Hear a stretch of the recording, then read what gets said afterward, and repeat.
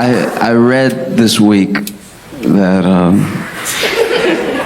Harvey Weinstein got rushed to the hospital from prison after like a heart episode, maybe a heart attack or something like that. And as soon as I read it, I was like, rushed?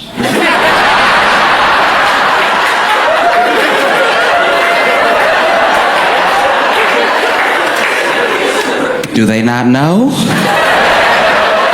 Oh, you can take your time with Harvey. You don't got to run any red lights for Harvey. You don't need to put the siren on. Just making turns like you.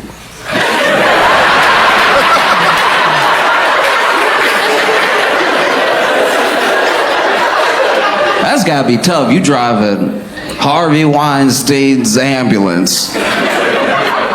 You hitting yellow lights making decisions.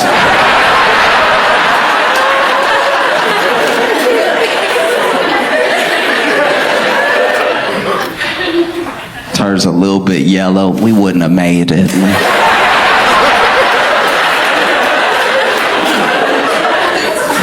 I'm sure even the guard at the prison, Harvey over here.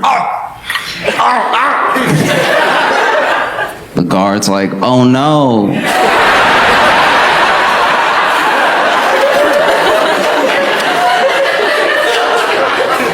Don't. That's a tough one too, because like I was thinking about it, because I was thinking about it from as many angles as possible, because it's not just he's the person and it's part of the headline, but there are lots of people around him in this situation. You got to think about the people at the hospital.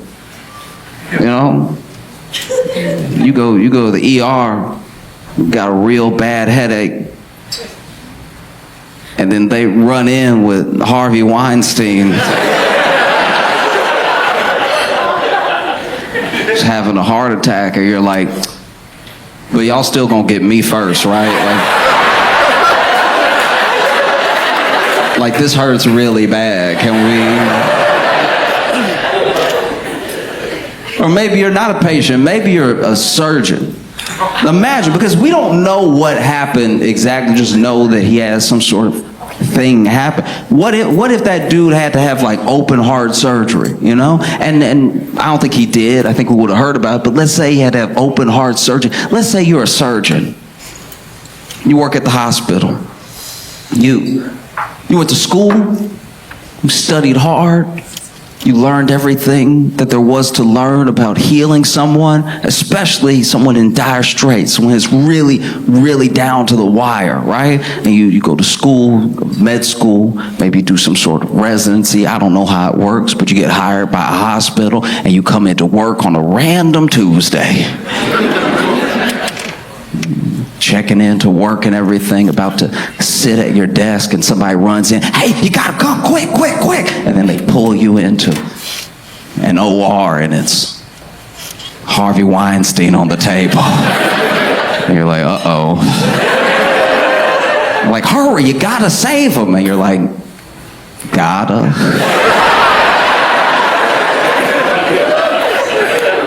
Like, do I really? It's like, yeah, you took a Hippocratic oath to... I was like, yeah, but when they made us...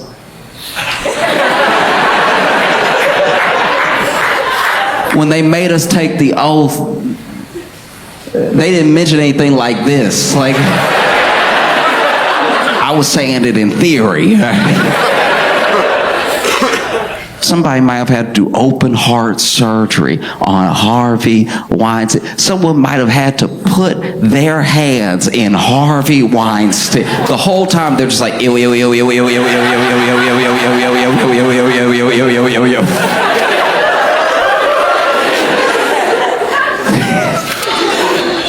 You know, it's insane. It's like I couldn't get it off my mind too, because it's like everybody involved, you know, they have to do their job, and their job is to heal, but you got to heal a bad person. This dude is the devil. And you know how we know he's like truly, truly evil. Not all the testimony, not all of the stories about things that he's done for decades over his career. We know that everybody knows because they made him. During the trial was when I was like, man, this guy, oof, this is worse than we could ever imagine. Because during the trial, they got him to do the thing that they get dudes to do when they're definitely guilty. When people are guilty and the jury knows it, the judge knows it, and their own lawyers know it, they all do the same thing. You can look at any case in America. They always tell this dude, hey, listen, you're going to need to act as feeble as possible. Okay, from now on, you use a walker. Do you understand me? We had never seen Harvey with a walker before. You know that man didn't need a walker, but as soon as he was in hot water, he over here can't close his mouth. Get out of here. No. They did the same thing with Cosby. You knew Cosby was guilty because they told that man to act extra blind. Cosby had been losing his sight incrementally over decades, but when it came to the trial, they put glasses on that man and he started acting. You know, he was not that blind. It's one thing to not be able to see. This man was over here putting it on, just Ray Charles in it. So you can't feel the sounds. Don't do that. Because Harvey showed up in that walker, and I was like, yeah, he did everything. Over here. No. Get out of here, man. That's so insane. But I genuinely, from the bottom of my heart, I really do hope that he's not okay.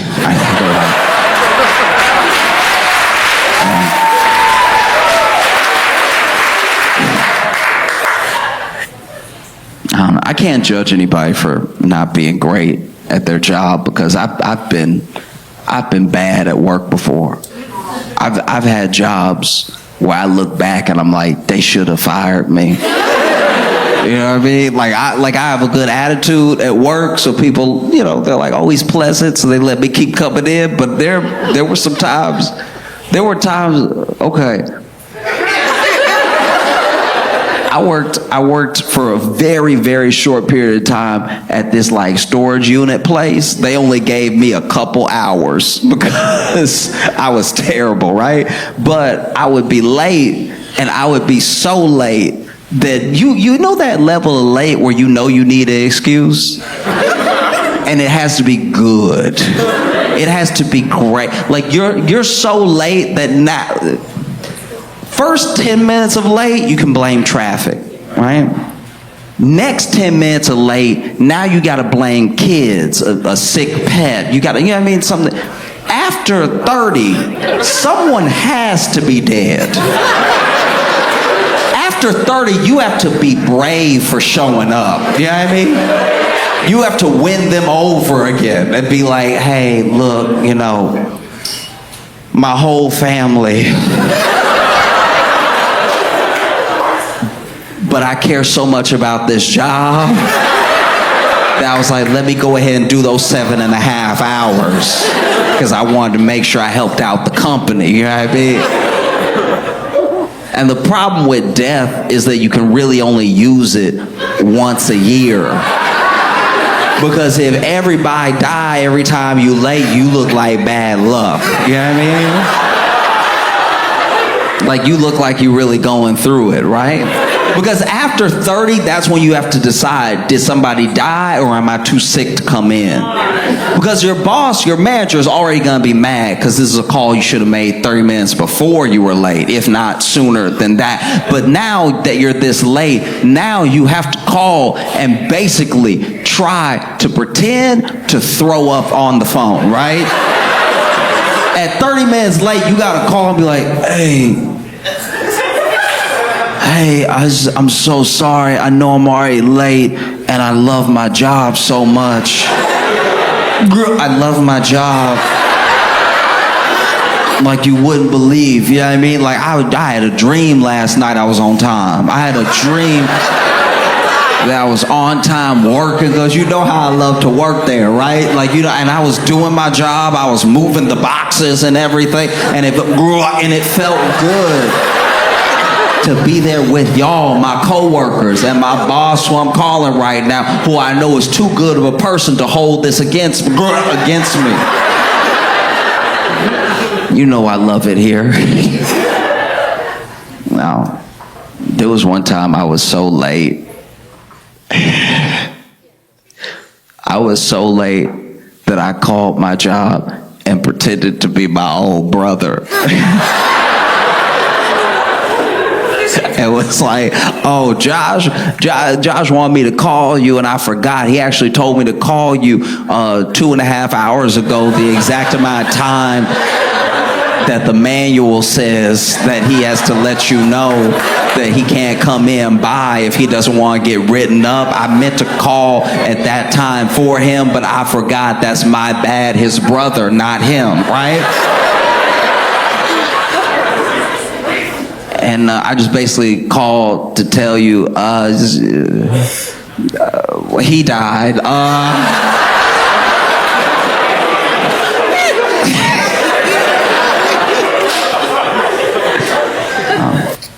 I used to struggle, but now I think I've accepted like how out of control I am of how I'm perceived as a person, right? Like I don't really get to decide. You can try to like maintain an image, and you can try to like curate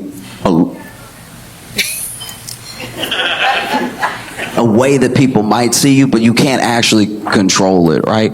And one like optic I've never been able to fully control is like giving off like hardcore man. You know what I mean? Like just like, oh, that's a man right there, right? Because a lot of like masculinity, a lot of just general male identity is all the way down to optics.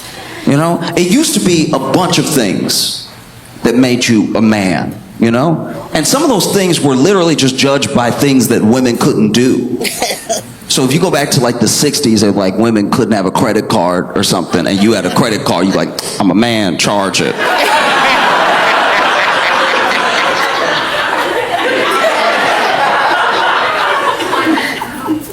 But as women made more strides and the need for a man became less in like women's lives, the whole of what it meant to seem like or be a man started to narrow, and it's narrowed down now to the point of like aesthetics, like just general optics, right? And I know I don't give those off.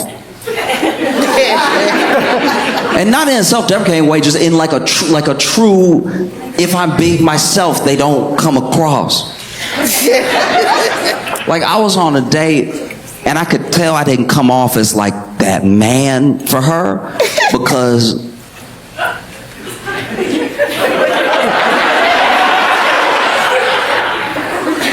I blew on my hot food too many times.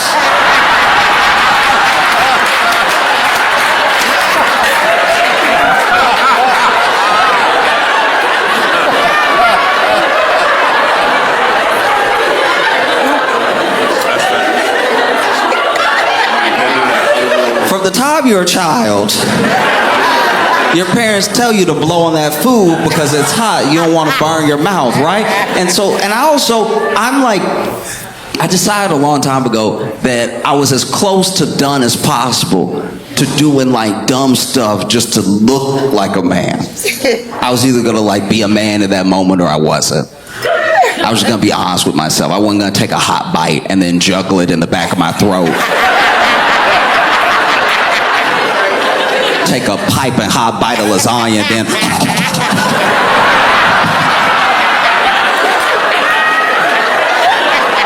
that's not me. I'm gonna be real with myself.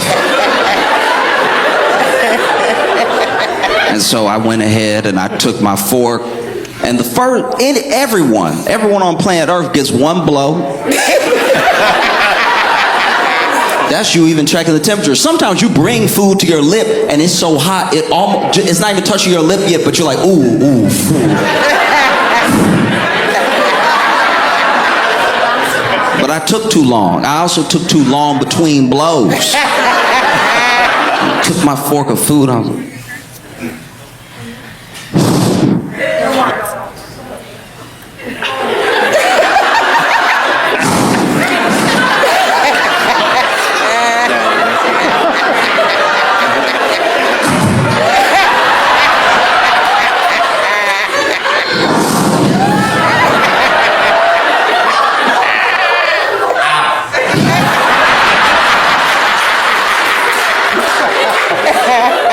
Doesn't hit right, you know what I mean? There's not just one thing. There's lots of things that I do. Like I also,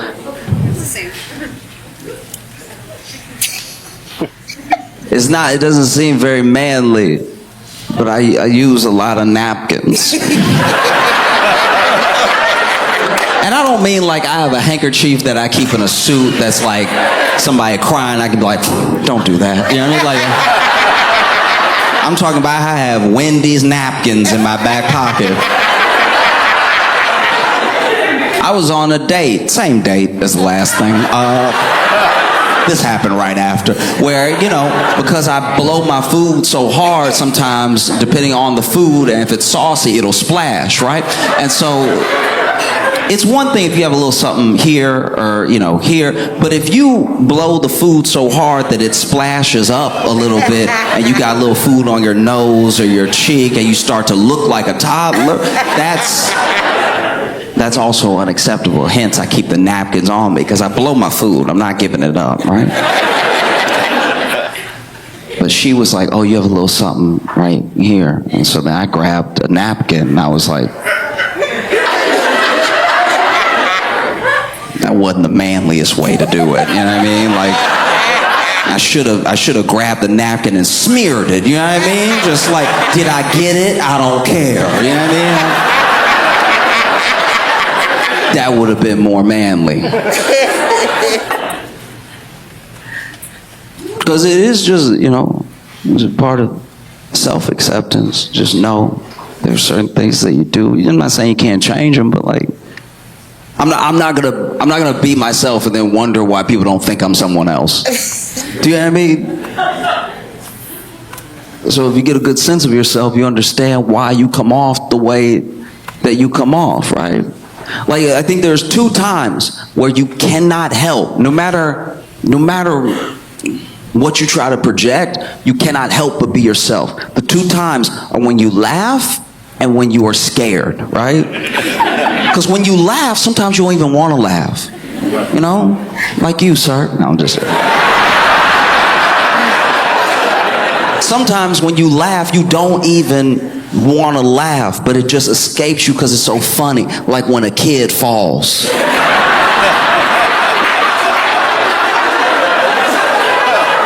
It's not always funny, but sometimes it's very funny. They fall so stupid. Like it's like, why is his leg up there like that?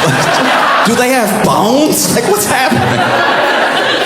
And so you laugh, and then sometimes the laugh escapes, and you can't even control the way that it comes out. It's funny, you know. Same way with fear. You know, sometimes you get scared. You don't mean to get scared. We would all like to not be scared, right? But sometimes you're fearful, and when the fear escapes you, your reaction, that is who you are. You know? I'll give you an example. I was at my buddy's house one time, and my buddy doesn't have a good house. No, I've told him this to his face before. I'm like, you're in a bad situation. You need to improve your life and yourself, all right? Because he is in a bachelor pad with 3 other dudes, and they keep it, whatever you imagining, that's what it looked like, right? So it's not good. There's whole rags on the floor nobody will claim. I'm like, y'all can't live like this. And so he was having an argument with his roommate, and they were really having it out, which was awkward because I was over there to watch a movie that was now paused.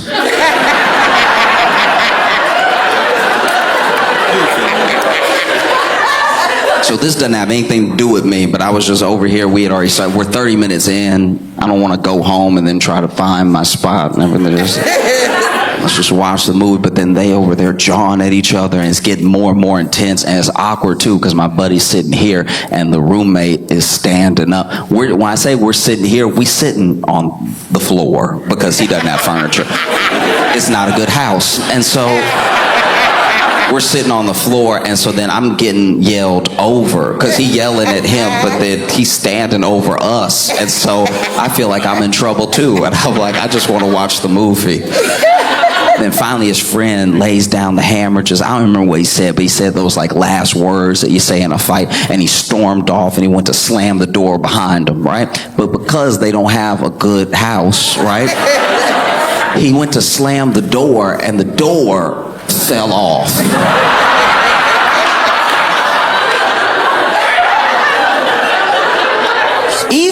Even badly built homes have good hinges. There's no reason for the whole door to fall off.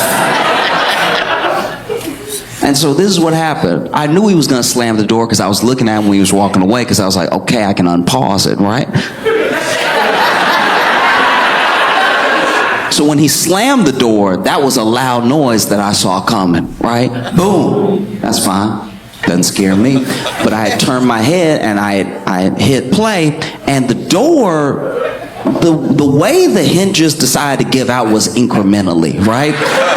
And so the door didn't just fall right off. It just sort of slowly started to fall hinge by hinge until it slammed down, right? But this is a loud noise that I wasn't expecting. So then the door fell and it made that whip sound. You know, like when you just drop a book on its face,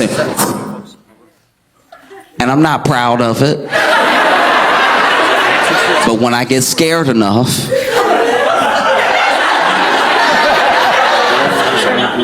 I grab my chest with an open hand. And this is hard to come back from. This right here, people don't play games with this. This is bona fide bitch right here. If you do this and you don't want people to see it, you gotta go kill everybody who saw it. Because people will tell people that you did that. This is not the hand gesture of someone who's like, man, I'll kick your ass. That's never said doing this. This is the look of someone that goes to Trader Joe's and says, what do you mean you're out of peach jam?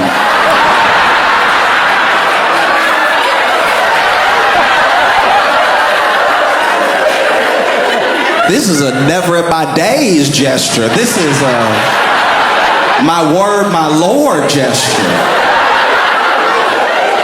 This is what you do when the ops start shooting. I'm over here grabbing a robe I'm not wearing, right?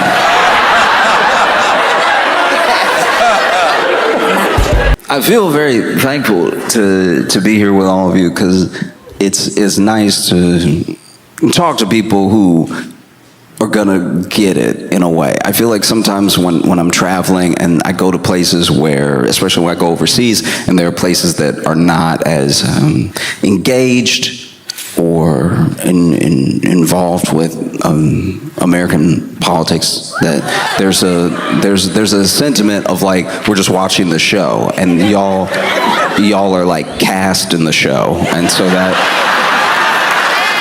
it's very different to have a chat with you.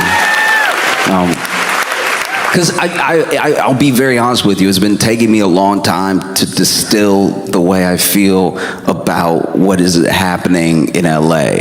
Because what's happening in LA over the past couple weeks is it's insane to watch, because I have plenty of friends in LA, and I talk to them daily and everything, and I also watch the news, and not maybe since COVID have I seen such distant realities.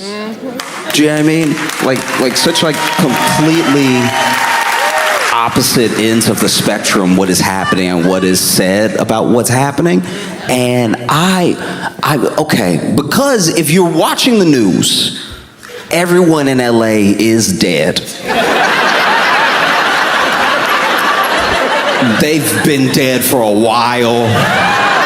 The military came, but they were too late. Everyone is, in fact, I think the military dead too. Like, it's really just a black hole of death that no one can stop, but somehow the reporters are reporting.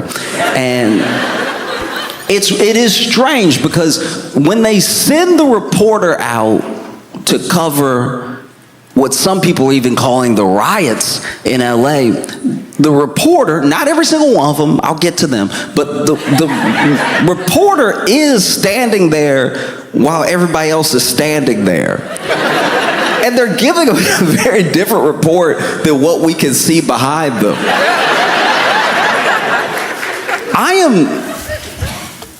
A lot of people don't know this about me, but from the time that I was a child, because I grew up in Louisiana, my family and all the families around me were all affected by Hurricane Katrina. So I have very, very strong feelings about protecting journalists, protecting reporters, and not putting them out there with the weather. Because we see it. We see the weather, and I believe you every time. Whenever you say it's a hurricane, and I look outside, I'm like, that look hurricane-like. I don't then need you to send our local newscaster to hold on to a telephone pole while he tells us how bad it is. The way that these people will almost be horizontal reporting on the wind speed, it's like we don't need them as a visual test of what is happening right now. Everyone watching is inside. There's no one watching from outside like, seems like I should probably move from where I am now. No, I hate that. I hate when it's like weather is one of those things where I'm like, I don't know what the spin could be. like to a certain degree, I understand when a journalist, when a newscaster feels the need to go.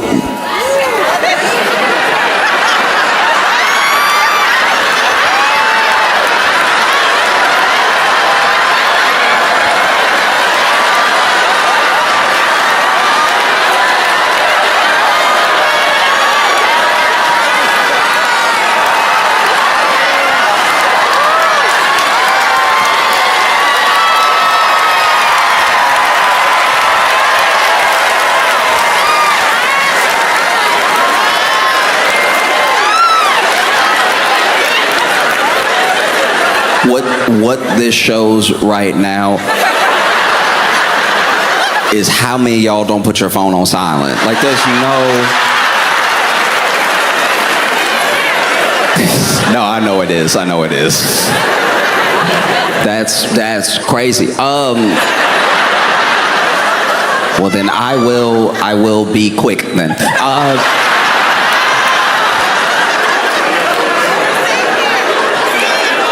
Yeah.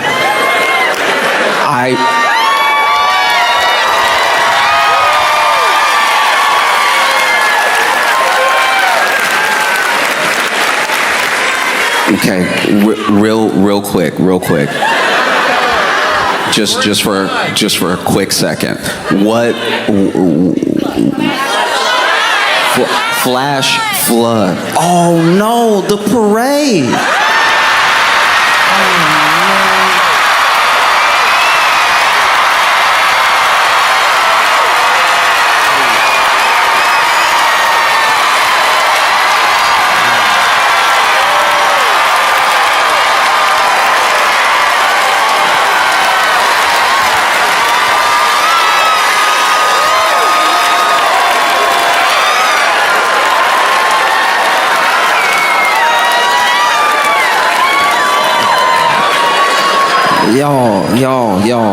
Y'all. Don't do that. It's his birthday.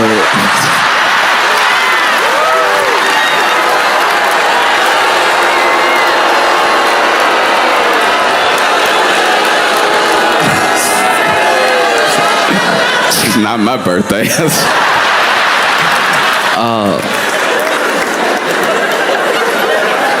But a great example, like a flash flood, and they'll put the newscaster in the water, and he's like, well, what we can see here, John, is...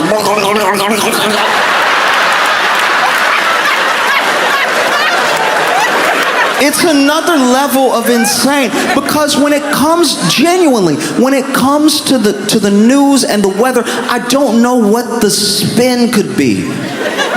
There's a storm outside. No, it's not.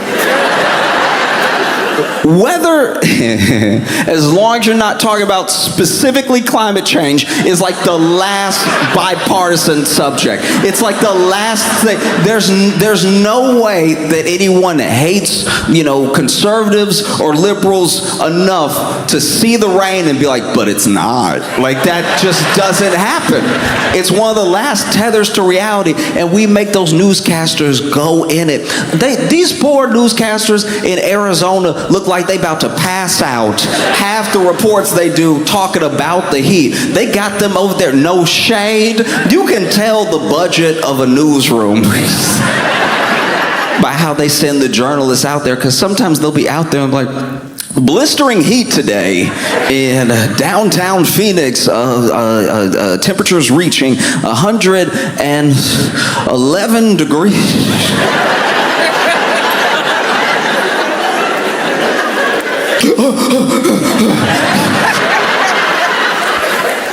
Like, stop doing it. If it's hot, we can feel it, and when you tell us, we'll believe you. If it's a hurricane, this is one of the things that I have tried my best to be fair with, because you see people, and I really feel like this only happens here. There's no other country I know of where people proudly go out into the hurricane and like tap dance in the hurricane to show the rain that they're not scared. That's a distinctly American male thing to do, to be like, hey, ain't nobody scared of some water? Come and get me, and they're never seen again. I'm just saying, you don't really see that anywhere else. And I used to think that those were like the dumbest people in the world. But then as I got older, I was like, you know what? Maybe they just watched the news. And they were like, he's standing out there. And he telling me not to go outside. It's too dangerous, but he outside. What, he think I'm a punk? If he can be outside, I'll be outside. I'll be outside all I want. And then they go outside, and then they're never seen again. But the thing with people covering LA and standing in front of, whether it's LAPD or National Guard lined up, and protesters a distance away lined up, it's a very different thing, because now they're coloring it for you, but you can see behind them, and it's hard to know what to make of it. Because when I talk to my friends in LA, they're like, very chill. They're always chill, but like, they're very chill in this specific instance. I called some of my friends, because I'm not gonna lie to you, I'm not better than anybody. I fell for some of like the propaganda that was going on. I called some of my friends immediately, because I don't know LA neighborhoods that well. And I live in New York, where if something is happening, it is happening to everyone.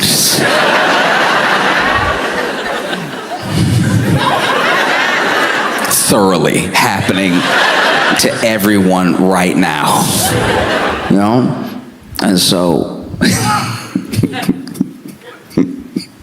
okay, I'm digressing for a second, but just as an example, one time there was all I can describe it as is like a tiny tornado of trash.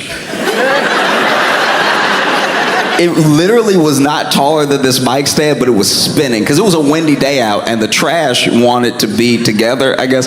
And so the trash spinning, and it's like, I don't know, I grew up like, deep south and everything, so whenever I see one of those, I'm like, ooh, that's a bad spirit. Like, that's I get real superstitious real quick. If you a tiny tornado, if you an eye level tornado, I don't come near you, all right? That's a bad spirit. You got Dorito bags in you and everything. You got all types of disgusting stuff. No, I might get possessed.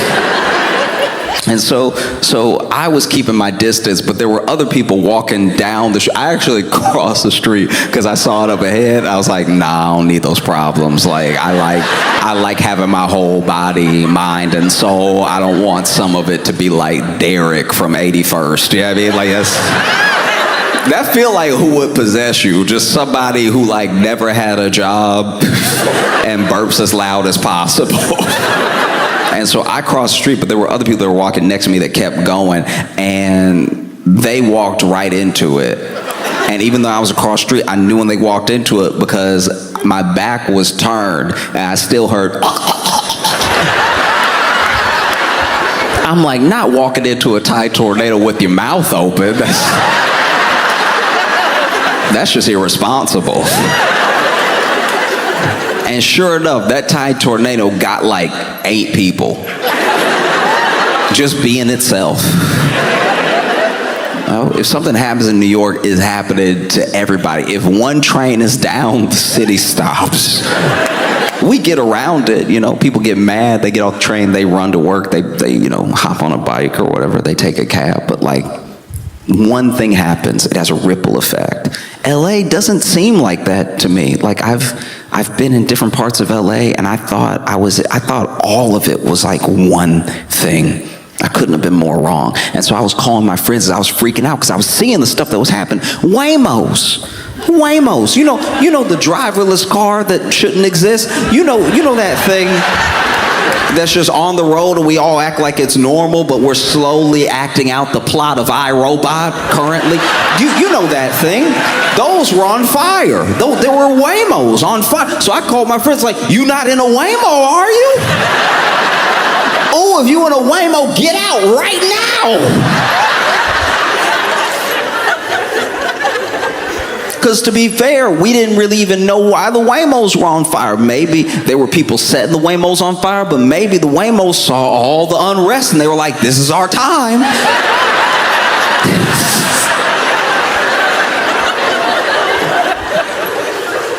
One time I was with my friend in San Francisco, and a Waymo passed by, and he was admittedly very high. But he doesn't trust Waymos because the first time he ever took a Waymo was by accident, because he lost his wallet, his phone, like he got all his stuff stolen, right? And so he asked a friend to get him a ride home. Okay, so he gets the friend to get him a ride home. He doesn't know that friend used the app Waymo instead of like Uber or whatever. So then he's high in the story too. He's actually high all the time, but he gets into the car and he's like, you know, a little fade, a little drunk, a little high, and then he gets in the car and then the car takes off.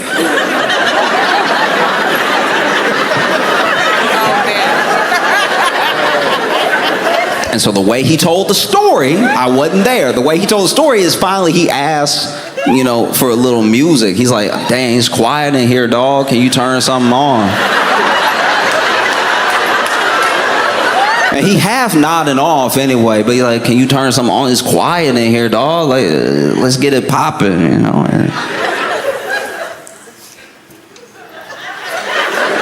Can I get some? It doesn't matter what it is, whatever you like, dog. Can anything. Yo, I know you hear me talking to you. And then he said he leaned forward.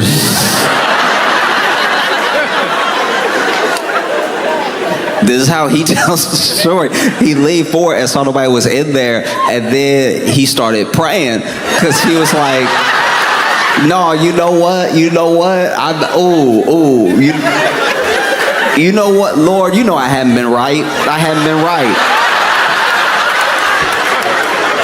And if you see me through this, I swear I'm gonna change my ways." If you see me through this right now, if you deliver me through, I'm gonna leave the alcohol alone. I'm gonna leave the weed.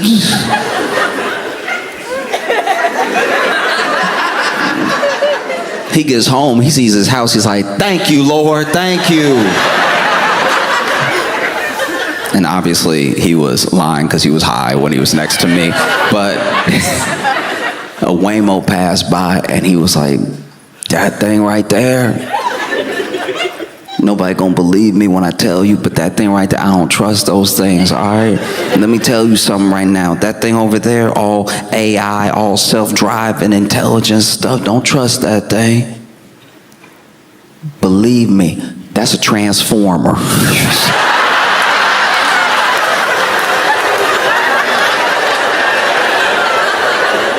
Look, all I'm saying, if I wanted to act out the plot of one of the Transformer movies, what would I do? I come down to earth as a bunch of driverless cars, keep it easy for a little while, and then one day, boom.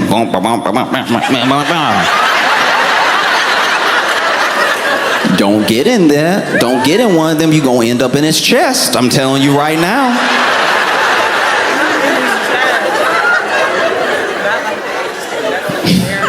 And so I called so many of my friends. I was like, hey, are you okay? Are you good? And they were like, yeah, no, I'm fine. And they said they were fine with the annoyance of like,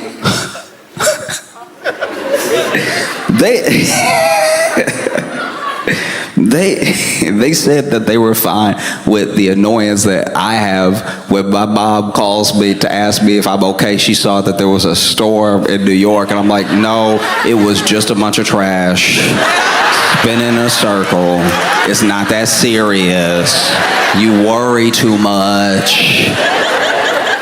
No, they were genuinely like, no, that's actually here. And they started explaining LA neighborhoods to me, and I'm not gonna lie, I glazed over. Like I just... But once I knew that they were safe and that everyone I knew was safe, I was like, well, then where is this happening? I know a lot of people in LA. I've called a lot of people. Everybody is fine. Where is this happening?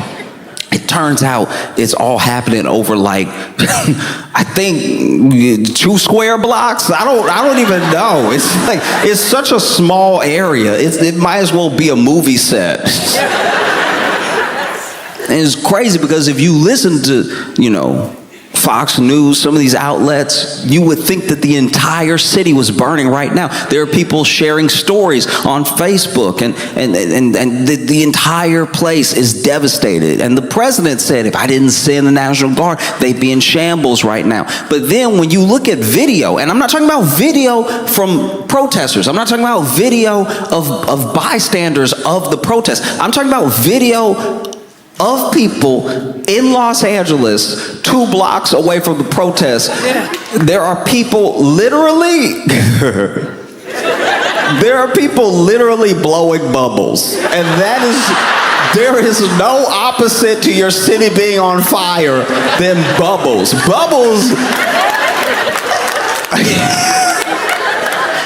Bubbles are like a truly first world problem. Like, and they weren't even blowing bubbles regular. They were over here like, once you do it with your foot in the air, that's too much whimsy for your city to be on fire. Not blowing bubbles like, blah, blah, blah. Look at that. That's so cool. I'm talking about, And it is difficult when it's presented in front of you so heavily, an agenda with reporting versus just saying what happened. I didn't even know you could do that, by the way. It wasn't until I left the country and watched the news in other countries that you can just say what happened. Like when you watch the news in Spain, they don't even put a spin on it. They're just like, yeah, right there. They don't even try. This is what's crazy, is that the news around the world, they don't even try to be entertaining. They give it to you so straight, they don't even have good voices half the time. Sometimes there's a guy being like, yes, 2 people were found in the basement, and they said that they were trapped there by the man who lived there. Very dry, nothing. They're not putting on 2 people found dead. Like it's...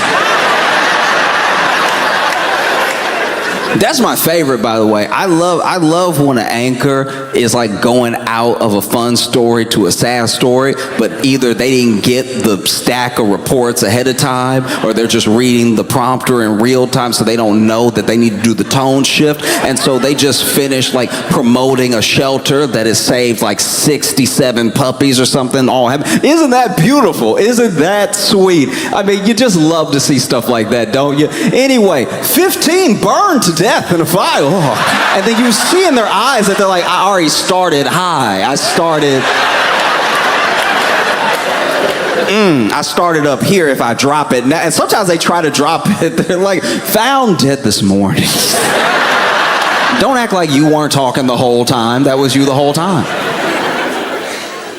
But you even see it in LA, because the misconception people have is that the thing that initially happened in LA versus like protesters and ICE and everything was like all over LA, was just all happening at one time, when actually it's around these very few square blocks. That's where all of it's like going down. You know, I'm not saying there weren't protests in other places, but those protests went on without incident. It's here.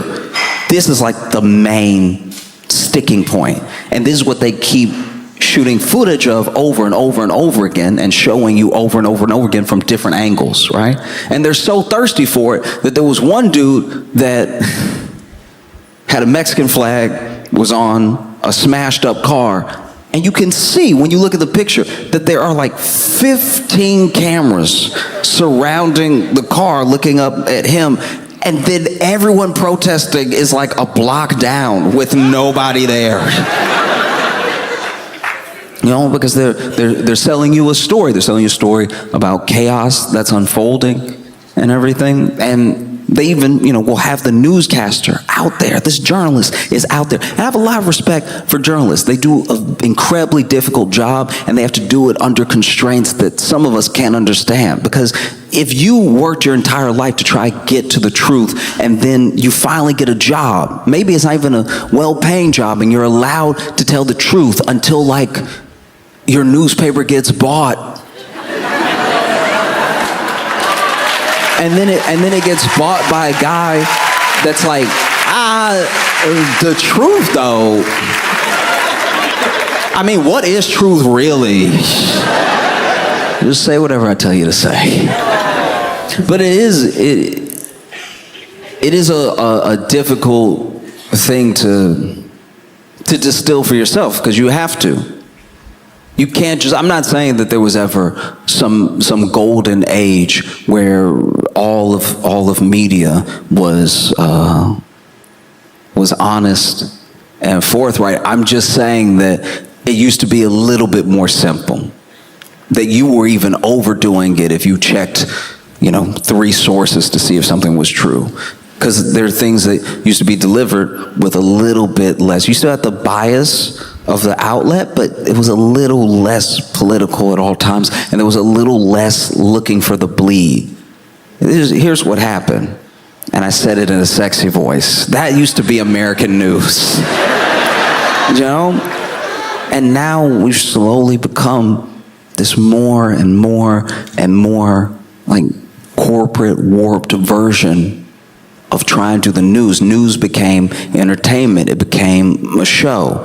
And there's a show, it's entertainment, because they're not delivering you the news out of the kindness of their hearts. I'm not saying that the journalists that are doing the news aren't dedicated. I'm saying that the body, the system and the machine that we look to for reporting is just, they're trying to sell razors in between every disaster. Like, that should tell you something, Because you see the report, and you see people, chaos in the streets in LA. Look at everything that's happening. And then you talk to someone who's in LA, or you even just look at an Instagram story that your friend made on a random day who's not that far from the protest. And you're like, I don't know, they are loading up their car with Trader Joe's. That doesn't feel apocalyptic at all. Like, if you can get the sliced mango from Trader Joe's, I think the supply chain is intact. That's one of the first things to go. We don't even have mangoes like that.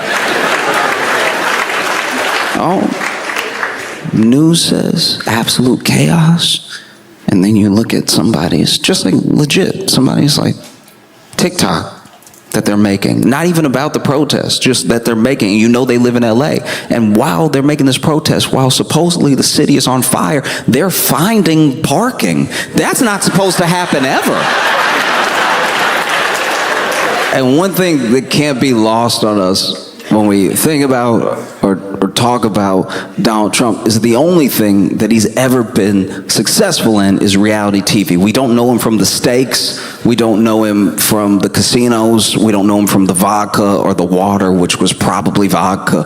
We don't know him from anything except truly reality TV. Even in real estate, it's like, okay, it's like a name, but I don't know anyone who ever lived on one of those properties. You know, it's the TV.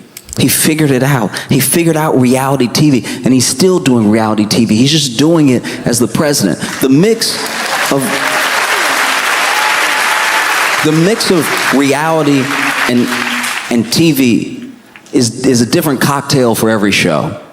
You know, there are shows that are 10% reality and 90% TV, where if you took away the TV element, none of these things would happen. These people would know each other. And then there's some that are 50-50. Like, I feel like Love Island is 50-50. You know what I mean?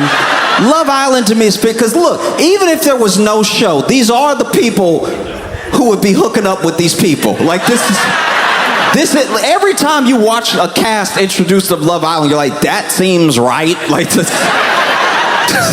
that's who everyone goes for that's in that group anyway. They all seem happy. There's never like a guy in Love Island that's like, so ladies.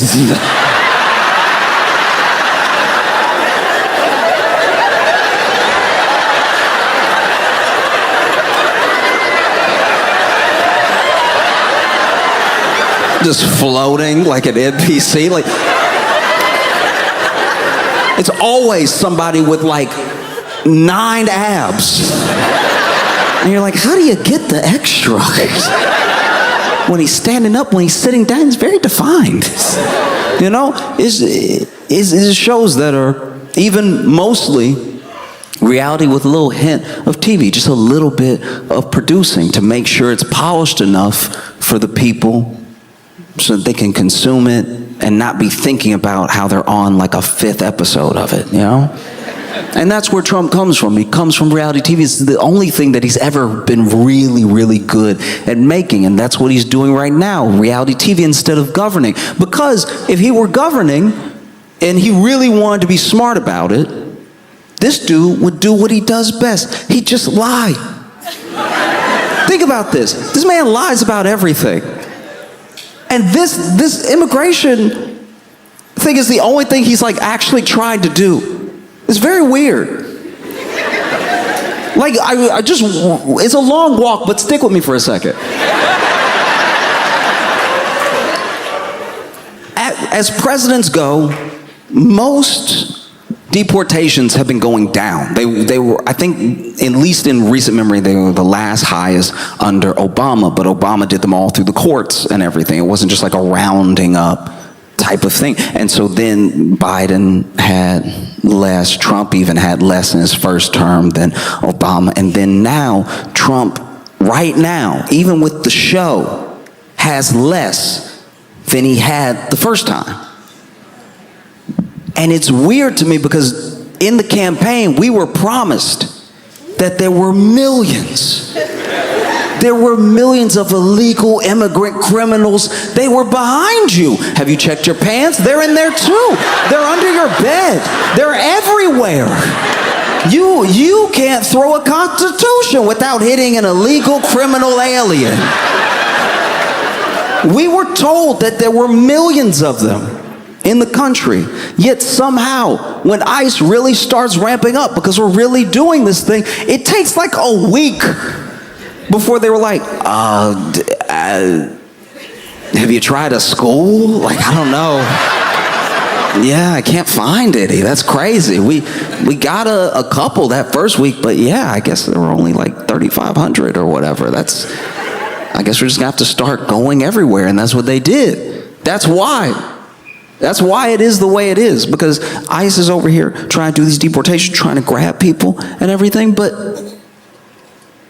I thought there were millions. of illegal criminal aliens. Why are you finding them all at work? Like,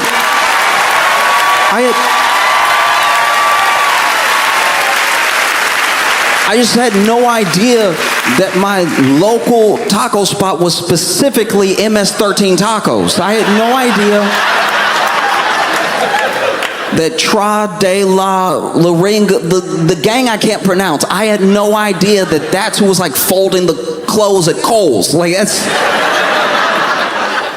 Because that's what you've been led to believe. Every arrest is warranted. ICE is trying to do their job. All of this mandated makes sense.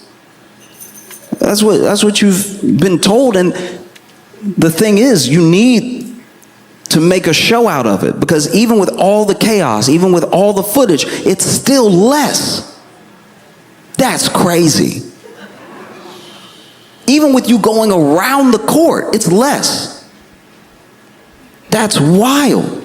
That it's still less, even with all of this show going on. Because what isn't a show, what's actually reality, is that people are being ripped away from their families. And these are hardworking people. These are people that have been here for a long time. These are a lot of people who are actually trying to do the right thing as hard as they possibly can. But the system is slow and it's imperfect. And then they get arrested by ICE at the courthouse for their hearing.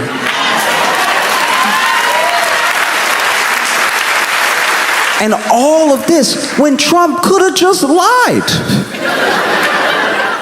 He could have just been like, yeah, I did it. Who would say he didn't? All of his fans would be like, he did it. He said he was going to do it, and he did. I don't even know when he did. That was so fast. Damn. Even Democrats would be like, yay, you did it. At least...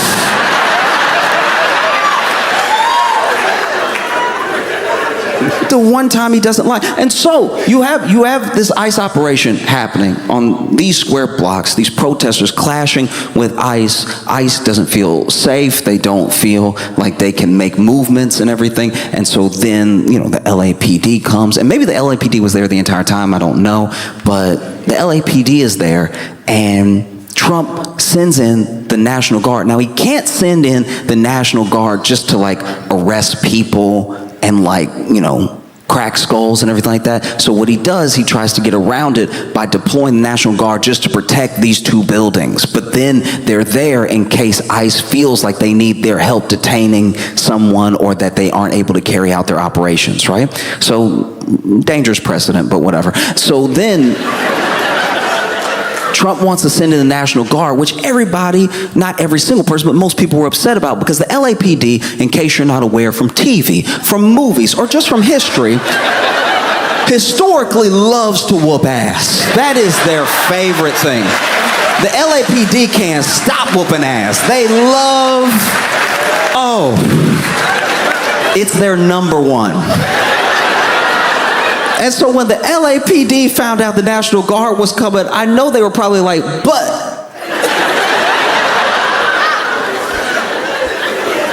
I didn't even get to...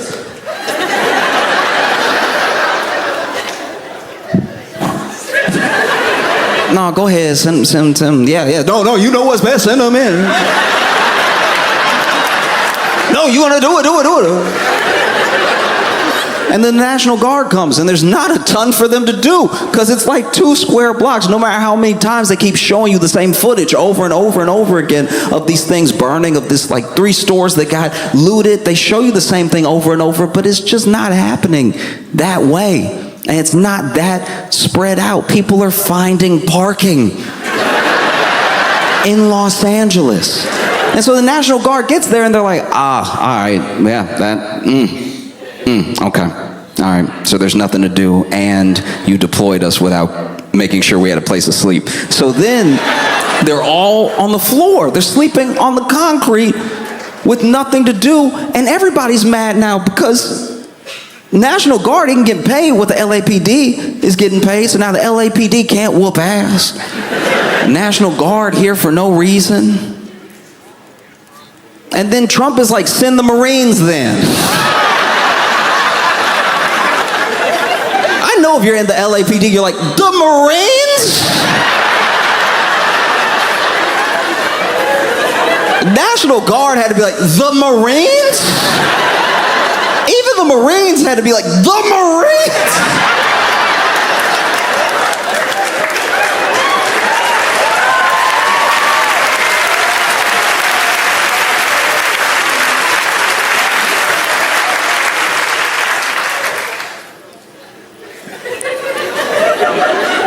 And then LAPD just sitting there like, I just want. Is whooping a little ass too much to ask? But I know that it's very, very, very important to understand what's reality and what's TV, and not to confuse the two. And the way to combat reality TV being everywhere all the time is real connection with real people. I was able to call people or text people who were in LA that told me, no, I mean, there was parking at Trader Joe's. Everything actually pretty chill. And without that, I might honestly be like, I don't know, y'all. There were 3 Waymos on fire. I took it as a lesson.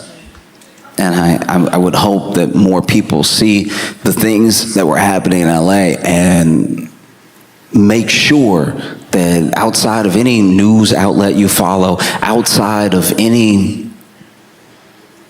like any narrative that you make the choice to believe, because there are so many varying narratives for every event that you do have to make choices, that above all of those things, you will talk to people.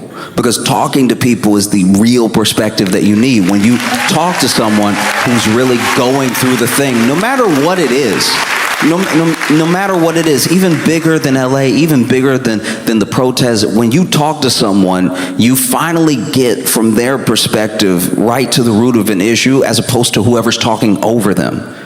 Oh, and I think that for me, talking to my friends, making sure that they were safe, let me know that this thing was not what it was being made out to be. Don't get me wrong. I think that something was starting in LA, and I think that thing is scary. I think that there's a push to make authoritarian moves and to see how far things can be bent and how much people can be pushed and pulled before they'll do anything about it. And I think that LA was a perfect test for that. Let's take something that's really just 2 blocks and let's make it look like it's the entire city, and we'll see if they believe us. Let's send in all the cops we have, then the National Guard, then the Marines, and see how much people want that, if they go for it or not. So something is happening, and I would encourage every single one of you to hold on to everyone that you know. DC is one of those places where everybody is from everywhere, and everyone knows everyone everywhere else. And if you keep that type of global community together, you'll have no problem, in my opinion at least, distinguishing what's happening from what's not, because you'll have people that you can talk to, people that are really going through the thing in real time. I'm not saying don't watch the news at all. Sometimes they have newscasters on there who they put in the hurricane. It's very entertaining. Yo, DC, y'all been fantastic. Thank you so much. I appreciate y'all. I don't know if y'all saw, but 23andMe is going bankrupt, and I imagine Providence has some stake in what happens with all that data, because it was y'all that were looking it up and no, I just wonder, you know what I mean? Sometimes, I don't know, there's just some days where I feel like a little Scandinavian, and no, it's just fun to find out. It's just how German am I?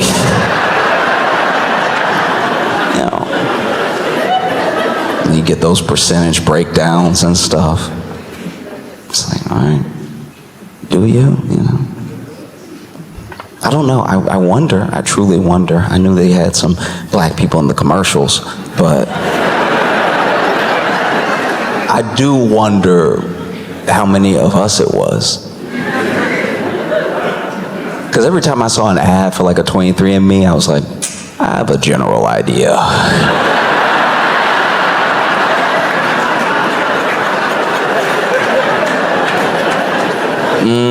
Nah, I don't need to be sad today. I would rather not. You know? What are you gonna do? What are you gonna do? And send me a bag. Send me a PDF that says, slavery.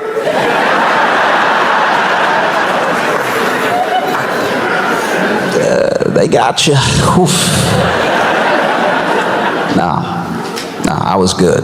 I was good. And one of the reasons that was good is that early on, like I'm finally vindicated where I can say this and not seem crazy, because even at best, if my thing is like wrong, it still wasn't the best business plan, so they're going to, so I don't look as, because my friends looked at me like I was out of my mind. I had so many friends, all white. I had so many friends doing 23andMe, and I was like, don't do it! And you know, because I was a truther.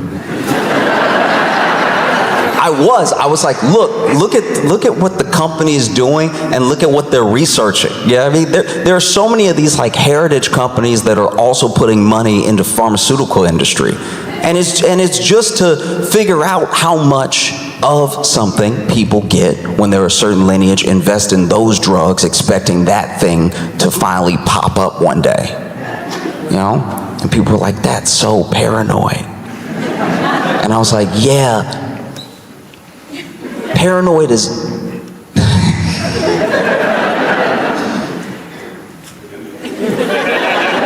paranoid is like why I won't do the thing. Like, okay, how do I put this? Paranoid to me is if you're right and you're paranoid, you're like spot on. If you're paranoid and you happen to be wrong, you do start to be crazy. Like, that is what a crazy person, like that's, now I'm crazy. If I was wrong and they were just a blossoming company and they were only helping the world, I'd be that one dude on the corner, don't take it. You know what I mean? That would be me.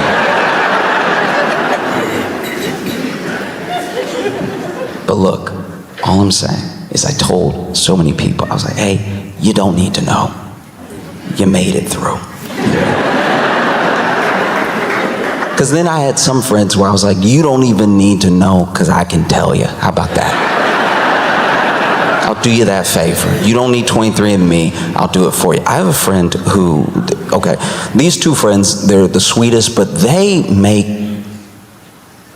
make marriage such a curiosity to me, because I don't get, okay, she had kind of given him this ultimatum, right? Like, really, you know, go ahead and like, we're either doing it or we're not, you know, you're either in this or you're out, right? And so then he went ahead and proposed, and they got married. They're still married. And I don't know, like, as a bystander, his friend, closer to him than her, I don't know why she would do that to herself, right? Because I went out to dinner with them one time, third wheeling it. It's okay because they're married. It's not awkward. I'm just chilling with my buddies, right? My buddy and his wife, who I'm now friends with as well. And the server comes over and we're ordering. And then the server asked if there were any food allergies. I said no. And he turns to her and goes, do I?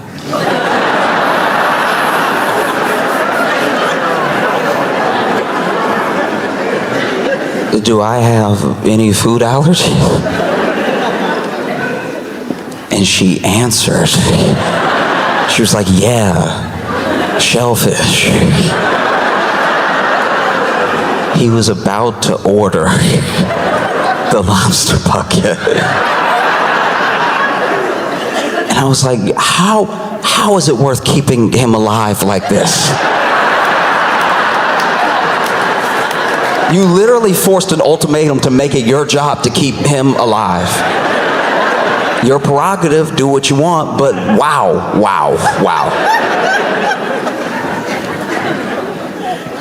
You ever been driving and then you see like an animal on the side of the road and you're like, oh, we have to do something, someone might hit that animal, and so then you stop the car, and you catch it and you put it in the back seat and you take it to like a local shelter or something, and they're like, hey, so sorry, we're really overrun. So then you take it home and it sort of becomes your dog over time, and you love it and you take care of it and you keep it alive. And that is exactly what she did with my friend. With my friend, she saw this dude who, if left to his own devices, would eat all the shellfish, not fully hitch himself, fully just get a puffed out head. And she was like, no, I need to not only stop that from happening, I need to make him my entire responsibility. And so when she was like, yeah, shellfish, and he was like, oh, right.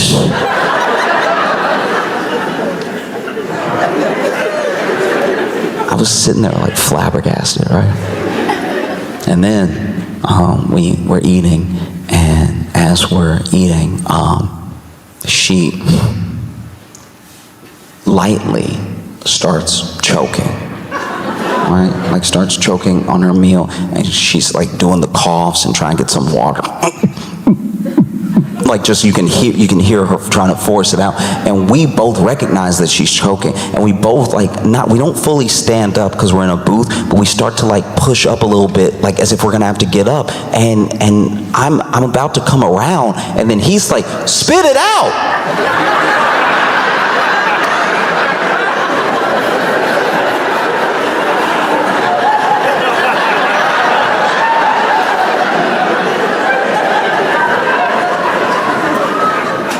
Sir, what do you think her plan is?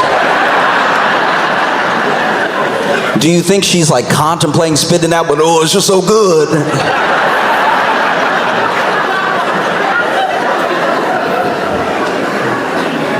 I bring up this entire thing because he did a 23andMe.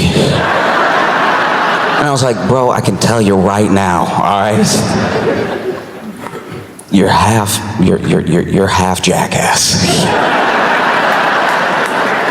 You're a quarter dumbass.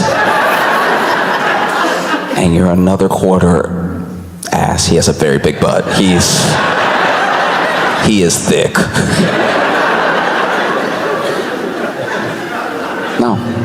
No, it's insane. Because then 23andMe not only was getting everyone's like data that had their DNA, also home addresses, also payment methods. So there's so many different things that are bad about a breach to 23andMe versus like a breach of Target or a breach of some other company that has a whole lot of credit card transactions, right? There's like actual things about you as a person in there. And I know as Americans we don't care about our data. We don't. Our data, man, look, we gotta start respecting ourselves. For real, we are out here loose with our data, all right? You know what I mean? I'm not trying to shame, myself included. We are slutty with our data. Letting anybody get it. Anybody can get it. Anybody that feels like typing can get some of it. Not careful anything. We could have VPNs. We could have so much stuff. And nah. Let's be a little loose. There was already a data breach of 23andMe, and that freaked investors out. It freaked people out. It's like, what do people want with like my DNA results, you know? And then that stuff was apparently sold on the dark web in bits, and it's like, that's terrifying because I don't know what the dark web is. Everybody keep talking about the dark web, but whenever I go to Safari, it's just regular web. Everybody talking about the dark web. I don't know. I'm not even saying I want on. I just don't know how to get on, which scares me because I feel like I might accidentally get on one day. Do you know what I'm talking about? You know how you could go somewhere? Like to me, the dark web feels a lot like gang territory. When I was growing up, if you go on a long enough walk, you end up somewhere you're not supposed to be. But you're like, these the same feet that take me home took me here, so I wasn't trying to do anything, but that doesn't matter. Once you're in the territory, it's like, why are you wearing that color? So then imagine, I'm just on the regular internet. I go to Safari, Firefox, any of it, and I type in the website. I get it one letter wrong. All of a sudden my screen black and the letter's green. I'm sitting here trying to get out the matrix as fast as I can. And you know, police quick with it now. They kick open the door like, why you on the dark web? It's like, no, it was my thumb. It was I didn't want this at all. So yeah, apparently a bunch of our data, a bunch of our like DNA results are already on the dark web, which is insane. And then you have 23andMe, to their credit. This is why business is scary in the US, right? We get mad at companies for creating a product. And they used to create a product. Our parents and our grandparents know about this. They used to create a product and they put together the pieces. They had the best pieces to make the best product. And so if it ever broke down and you understood how the product was made, you could buy one of those pieces and fix that product, right? It's why our grandparents had like TVs from the 60s. Because you could just go in there, you could open it up and be like, okay. And now purposefully, whether it's for IP, there are places that will sue you. There are like certain phone companies that will straight up sue you if you fix people's phones for a business. Then some of those same companies will make it so everything is one use. So if it breaks, you have to buy another one, because that's how they keep the revenue coming in, right? They don't want you to be self-sufficient and actually know how to fix this thing, because then you might do it. They'd make less money, right? So they make a worse and worse product and they charge more and more for it. And if everybody does it, it becomes the new norm. And so now you don't expect anything to last for 4 or 5 years. And that used to be short term. You used to get things that last you for 10 years. My boy's granddaddy had a laptop. It might be the first laptop. It's honestly so old we can't even tell what the brand icon is, because that wiped away a long time ago. This computer looks like it was made in the movie Dune, like it's futuristic and old at the same time. And you turn it on and the on button is hard. It's extra hard. You gotta press it with some girth. You gotta really lean on that on button if you want to turn it on. If you just press it, the computer's like, you don't want it bad enough. You gotta put your thumb almost in that button, and then you hear not even a click, you hear a, like it's, every key is clickety-clacking and hard as hell. And then when you turn it on, it does cough. Turn it on, it makes all those like fake internet sounds. You can hear the fan inside of it fighting for its life. The fan inside, because now all the blades of the fans and everything have like an almost silent motion to them. Sometimes you can hear you can just hear them if they're really working overtime. I had like this Lenovo laptop in college. It was one of the last laptops where it looked like if you look close enough, you could see at least one of the fan blades moving, right? The fan in this laptop, first of all, I think it's missing a tooth.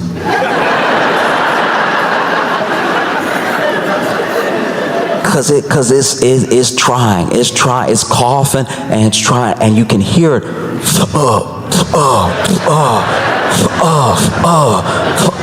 His computer moans, I forgot to mention that.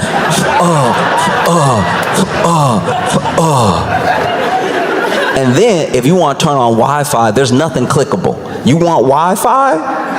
You got to hit that switch. You got to slide a switch at the front of the computer. And then you get a little stick with the little edges on the side. Beep, beep, beep, beep, beep, beep, beep, beep, beep, you know. This laptop got everything but an antenna. And his granddad knew computers, or at least he knew computers well enough back when computers first came out, like first computer, just little 0, little 1.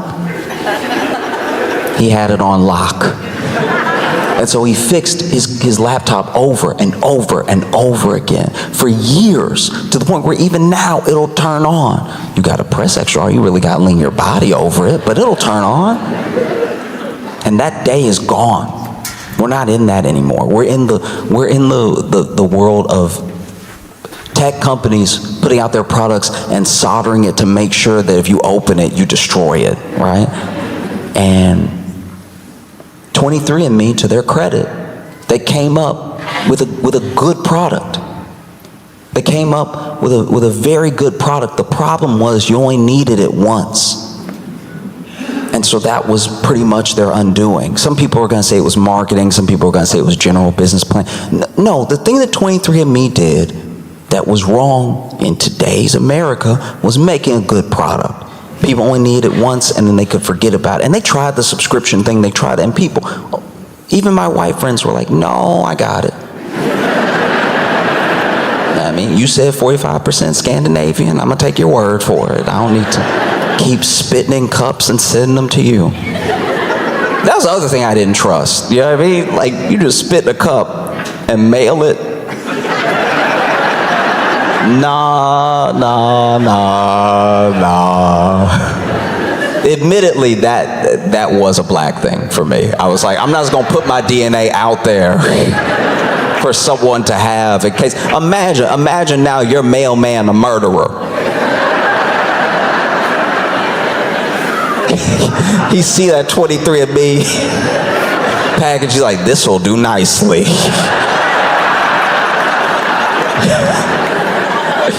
Now the mailman kills somebody on his normal schedule. He open up your 23andMe and then dump out your little sample. See, they did it, right? And you can tell they did because they kissed him on the forehead right after. No. And so they made a very good product. Some would say an incredible product. There's connection.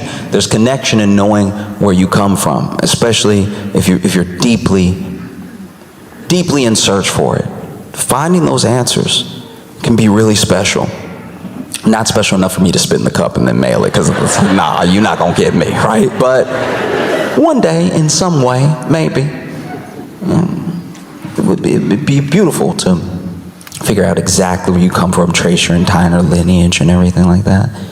But a good portion of our life is genetics, but another portion is of where you come from are the people around you. The people that raise you are where you come from. Your environment is where you come from. Your culture, your community are where you come from. You know, if you have a good handle on those things, you know yourself. All the rest of the stuff is just gravy, you know?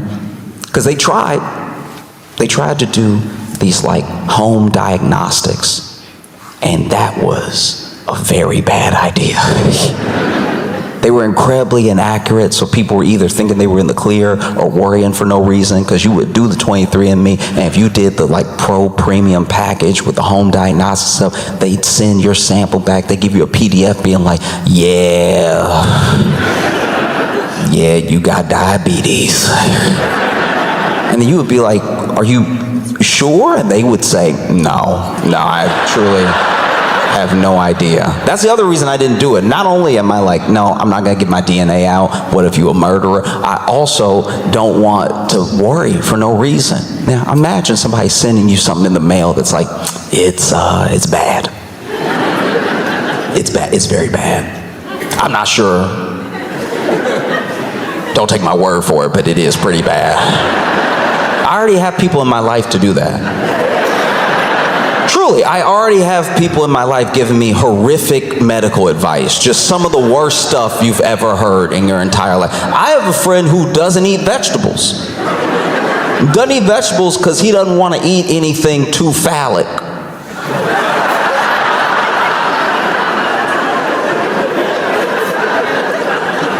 I was like, well, explain your logic to me. And he was like, no, just dog, like, why, you want me to eat a cucumber?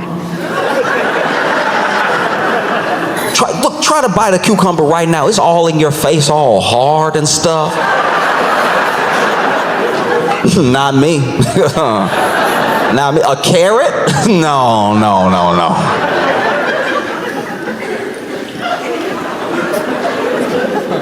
I was like, you could chop it up.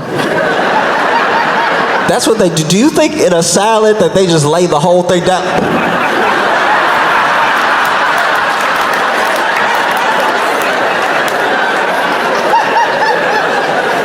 What are you talking about? Chop it up and eat your vegetable. He's like, no. You want me to hold, first of all, you want me to hold it and chop, you want me to hold, you want me to...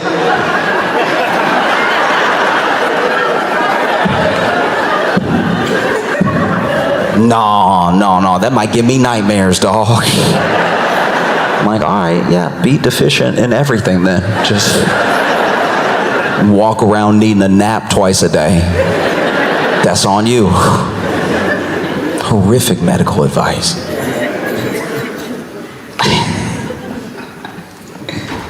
The type of medical advice that makes you go, oh, okay. I didn't think there'd be anything worse than WebMD, but I found you.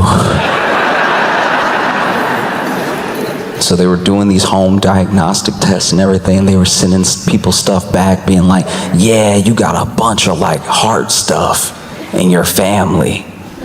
And then they would act accordingly. They'd go to their doctor, they'd run a bunch of tests, and if they were lucky, that was like incorrect, you know? Or sometimes they would miss whole things, you know? They'd be like, nah, you good. You good. In fact, your blood pressure low. You might want to get something salty right now. Nah, hit that pork chop right quick. You have the pork chop, all of a sudden you dizzy. Why does my whole left side hurt? And so now that they're going bankrupt, there are people that are looking to buy it, and some of those people are like potentially insurers, which is terrifying. Is everything that I told people not to do when they were on the up and up. I'm like, hey, so now an insurance company is gonna buy your DNA and then not let you do any claims, because they're like, no, we know you sick, dog. We saw the 23andMe.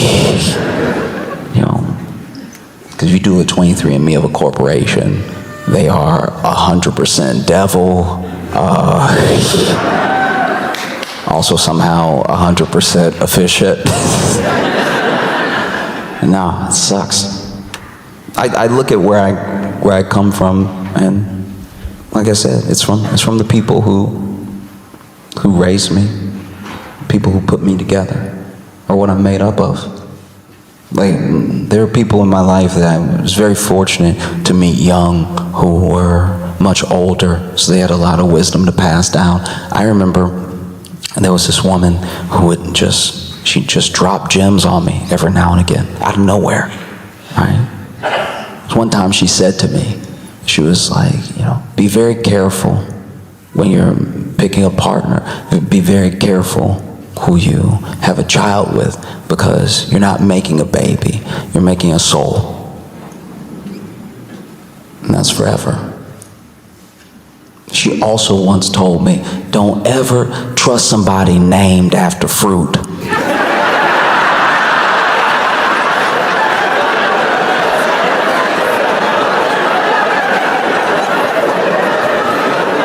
And I was like, what? And she was like, seriously, if somebody comes in your life named Clementine, she a hoe, all right?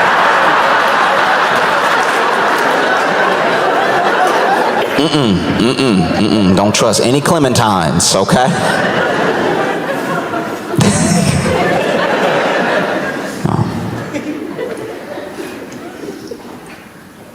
Out of nowhere one time she told me, we were just sitting, and she was saying this about people, but she was like, when you finally see yourself the way that the people that love you see you, what a wonderful world that'll be. That's all the world's missing, is people that see themselves the way that the people that love them see them. Truly, like, there's, in everything that people do and everything we search for, we try to find it in all these other places, but there's a level of acceptance that other people have for us, and sometimes we reject it or we think we don't deserve it. But if we could see ourselves, you wish it. You wish it on people when they're battling addiction and depression. You wish, it's like, oh, I just want you to see yourself the way I see you. If you saw yourself the way that I see you, you wouldn't feel this way about yourself, you know? She also once told me never get in an argument with a woman and then eat the pie she makes after that argument.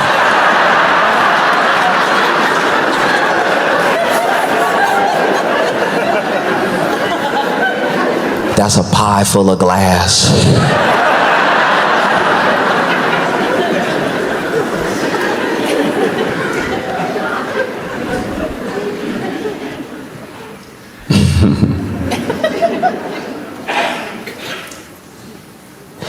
One time, she told me, I don't even know where it came from, but she said that sometimes when people are searching for love, that all they really need is to find someone who reminds them of their best day. Find someone who feels like their best day. You're gonna argue, you're gonna not be able to stay in each other sometimes, but you can find somebody that feels like your best day. You won't always be happy, but you'll be like really in love. She was like, you find someone who feels like the best day that you've ever had. Because the best days only come once in a while. Every day can't be the best day, by definition. But if you find somebody that feels like your best day, you found a truly good life. She also told me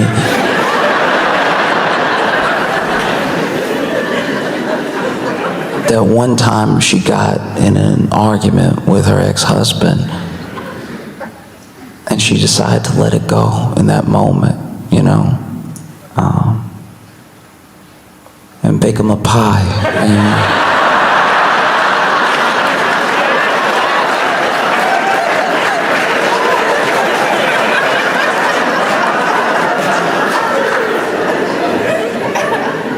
She was like, wasn't my best day.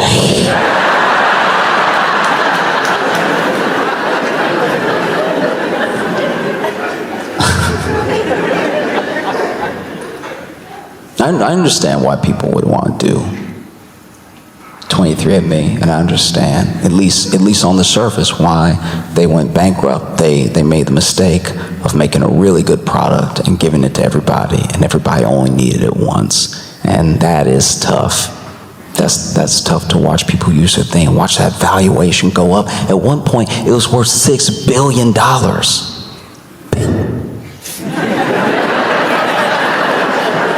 Billion. $6 billion. That's crazy. And then, you know, they started dropping off left and right. You know, people were like, oh, I'm not going to renew their subscription, or I sent it to my friend, but they don't want to take it. And the other reason people didn't want to take it was the other thing they did that was really good, but was their undoing, was they were helping to catch a lot of murderers. There were a lot of murderers who didn't even do 23andMe. They were like, I don't care how Scandinavian I am. And they're like, well, your cousin does. Hands behind your back. And you over here. That's tough. That's tough.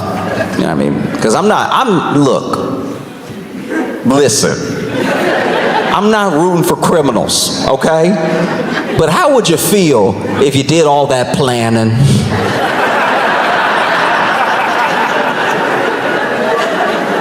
Do you know what I mean? You do all that planning, you rob a bank, you make it out scot-free. They're gonna make a movie about this one day and not know how to end it. You made it off scot-free, didn't kill anybody, very low charges if they catch you, just brandishing a weapon. Get on the ground, you know, you took all the money and stuff like that, haven't even spent it yet. And then one day,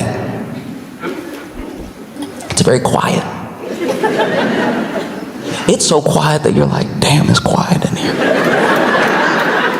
And maybe you live in an apartment building. You're like, usually I hear somebody arguing with their spouse, hear some kids maybe. I mean, you know, hear some loud music, some teenagers around here. And you don't hear anything. And then out of nowhere, they bust open your door. They've cleared out all the neighbors, like, get on the ground. And you're like, what? How? How is this possible? You don't even have the money on. You planned it so well, the money's buried in another state. How? Oh, well, when you were robbing the bank, you cut your finger and it bled a little. And a brother you don't know you have spit in a cup in Providence, Rhode Island, and honestly, we wouldn't have found you if it wasn't for that. Like we were like, all the markers aren't matching, and we can't seem to connect the dots. And then your cousin spit in that cup. Turns out you're pretty Scandinavian. You are very Scandinavian. Pick you up off the floor. Oh, thanks. Had no idea. Carting you off. Who knows? Maybe 23andMe's data, your data, will end up in good hands. Yeah, if you feel that way, you should delete it off the website right now. We are so loose with our data. I'll be honest with y'all though, I've stopped getting mad at white people who just call the cops on black people for no reason. I've stopped getting upset. I've started just retaliating.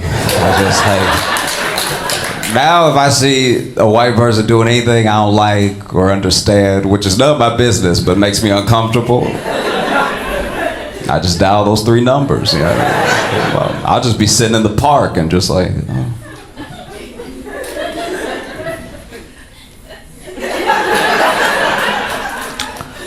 Yeah, 911.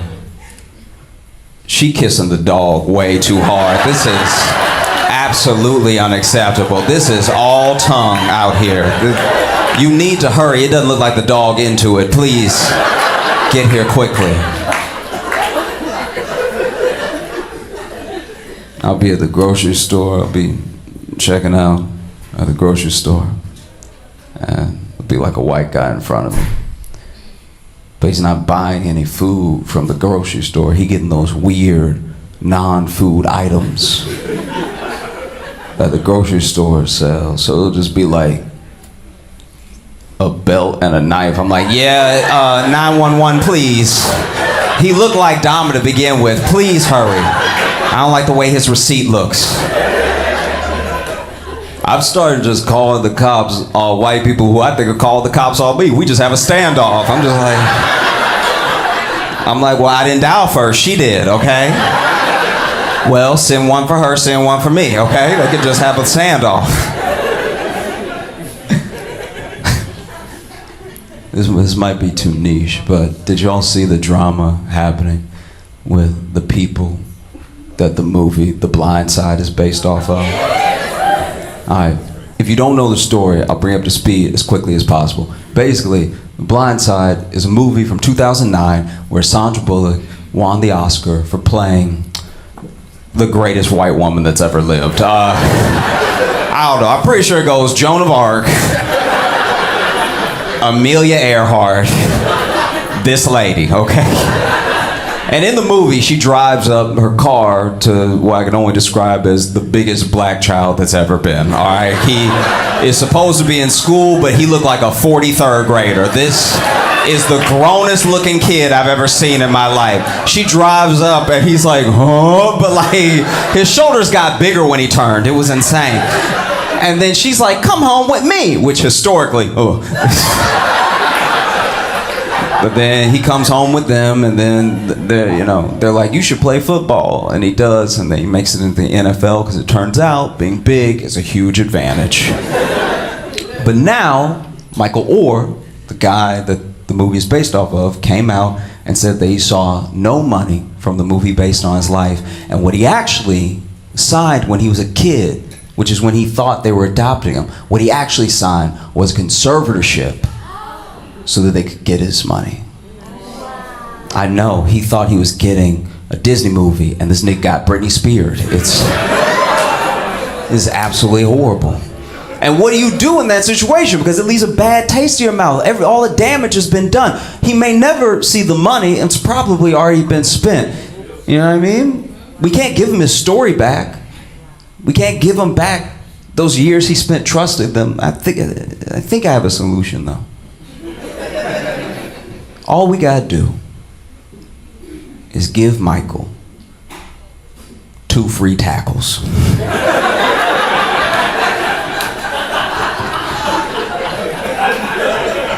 He can use them whenever he wants. I mean, the cost of the medical bills alone will be exactly the money that they stole from him. He's still a huge man. And we won't make a movie, we'll just make 2 TikToks. 1 for each tackle. And then at the end of the TikTok, you'll just be like, blindsided!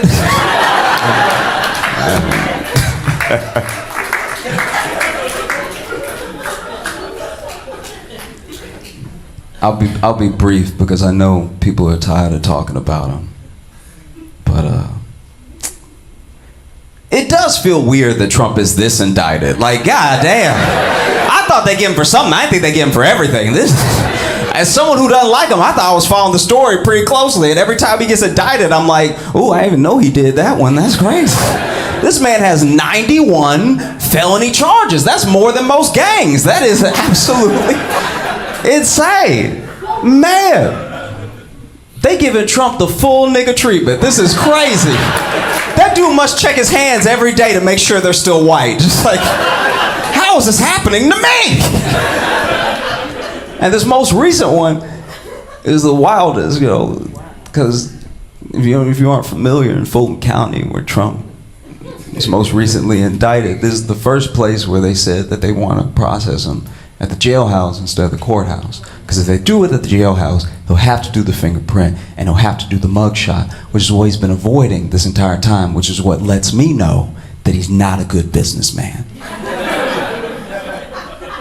He's not. Yo, if Trump got his mugshot taken and put that mugshot on a shirt, it would be the highest selling shirt of all time, okay? Forget Supreme. This would be the highest selling shirt in the history of people. First of all of his fans would buy it because they'd be like, look, free my dog Trump. You know what I'm saying? Like, all of them would buy it. And then we would also buy it. We'd be like, look at this punk ass on this shirt.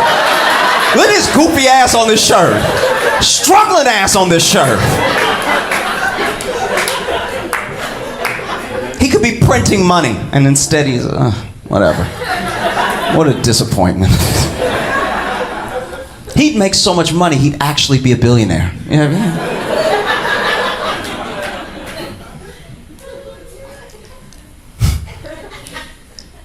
I had like a weird memory the other week of this thing happening. I thought I'd share it with you. Like my favorite person to spend time with in the entire world when I was a little kid was my grandma.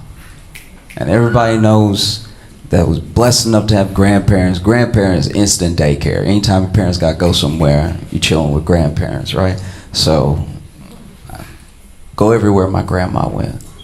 We'd always have a good time. You know? And I remember when I was 8, especially my mom was working really hard and everything. And when I was 8, went everywhere that my grandma went, which meant I was going to hella funerals. Oh, my grandmama's squad was falling off. Like it was rough. It was like 2 funerals a week. I was like, how many people do you know? This is crazy. They were dropping like flies. And that was the worst part too, is that when you go to a funeral with some of the same people every time, at a certain point you start to be like, which one of y'all is next? Like, this is getting uncomfortable. I was wearing my little suit out, okay? I remember there was one funeral in particular, one more rhythmic funerals that we had been to. Everyone sort of had this unspoken agreement that when we were doing the sort of funeral procession of viewing the body, it was like to the music, you know? You walk up, you get 8 bars to grieve, and then you move on, you know? And I remember it was my turn, which meant it was my grandma's turn. That'd be weird if I had a turn all by myself. That'd be insane. If an 8-year-old kid walks up to a casket by themselves at a funeral, they killed that person, all right? That's just an 8-year-old walking up to be like, just checking. And so I'm about to walk up with my grandma, but as we start walking, we notice that the lady that was still up there hasn't moved. So she's either still thinking or like overcome with emotion. Something's happening, right? So we just keep walking. We don't want to stop mid-aisle, and so we walk up next to her. So now it's this lady that I don't know, my grandma, and me. And I wouldn't look this up until years later because it gave me nightmares for a while, but I didn't really think to Google it yet. Apparently, long after the process has been done for a body to be presented at a funeral, there's still muscles, there's still nerves that can twitch, right? So as the three of us are standing there, the woman in the casket went. And even at 8 years old, I was like, hold it together.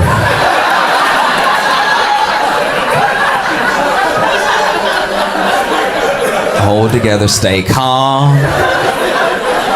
Whatever you do, stay calm. Because look, I've been going to a lot of funerals, right? But even as an 8-year-old that's going to a lot of funerals, I still haven't fully conceptualized the idea of death, but I know what it's like to ruin a party, you know what I mean? So I was like, just calm down, hold together. I'm trying to center myself. And then the woman on the other side of my grandma goes, "Wah!"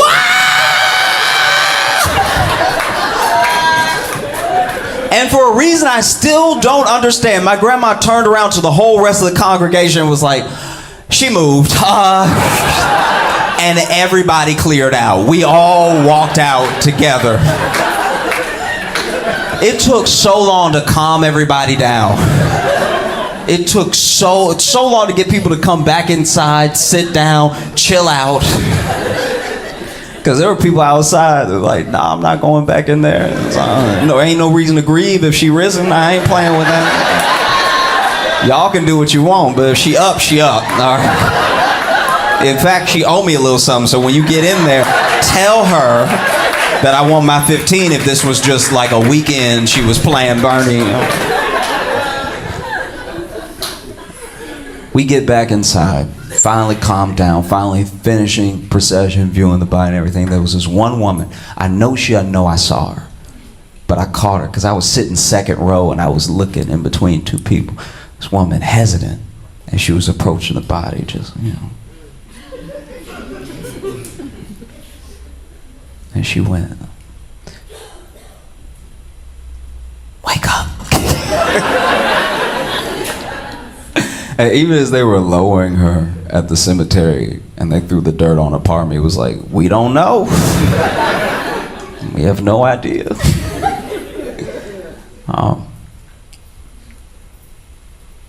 I think the other reason that I'm scared of getting older is that, like, we only really value youth, especially in America. You know, other cultures don't always have this problem, and we don't really value what comes with aging. You know, like the wisdom that you get, or the deep level of empathy, because you've now been alive long enough to make your own mistakes and have deep regrets. And so when someone does something to you, it's easier to forgive them potentially because you know what it's like to make a mistake. All that comes with getting older. All your hard work starts paying off when you get older. Everything you do today will, you'll see the fruits of tomorrow, you know? But we still are like, nah, I want to be young. I want to look young. I want to feel young. Act young, whatever. I think the main reason I'm scared of getting older is I finally had a bad fall, and it was like I really felt like an old motherfucker too. It was I went down, like it was terrible. I've been talking all that good shit about Joe Biden this whole time. And then I hit the ground just like him. I was like, because this is the thing, I fought the fall. Like if I had just fallen like a young man, it would have been respectable. I would have tripped, people would understand and everything, but I fought it all the way down. At one point, I was horizontal, just grabbing stuff like, nonstop, to the point where I actually pulled stuff onto me when I landed. People who didn't know me were like, ooh, I fell so hard, I didn't let anybody help me up. I needed a second to gather myself. You know? There's a little bit more show left. I want to thank all y'all for coming out. My name is Josh Johnson. Have a great rest of the night. I appreciate you.